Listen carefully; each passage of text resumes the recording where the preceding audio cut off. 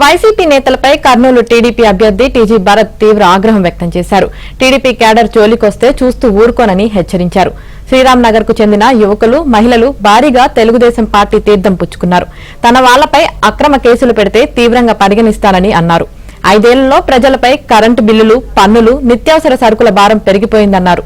TDP అధికారంలోకి వచ్చాక అన్ని వర్గాలకు మేలు చేస్తామని టీజీ భరత్ హామీ ఇచ్చారు.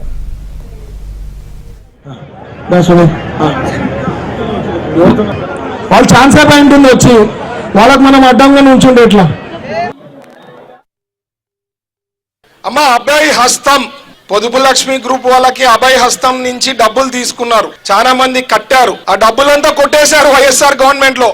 దాంట్లో అభయ హస్తంది మీరు ఇస్తారు కదా, ఆ ఇచ్చే అమౌంట్ ని పెన్షన్ దో ఏదో ఉంది అనమాట, ఇన్సూరెన్స్ తాలూకు కదా అభయ హస్తం అని. ఆ డబ్బులంతా డైవర్ట్ చేసేశారు. ఆ మాటల్లో పడి మీరు పొరపాటు చేసి ఆ రుణమాఫీ వస్తుందని చెప్పి 10 లక్షలు 15 లక్షలు తీసుకొని తీర్చకపోతే మొత్తము ముక్కు పిండి వసూలు చేస్తారు. చూడమ్మా, వాళ్ళు చేస్తా ఉండేది, వాళ్ళు ఇచ్చేది హామీలు మాత్రం నమ్మద్దండి.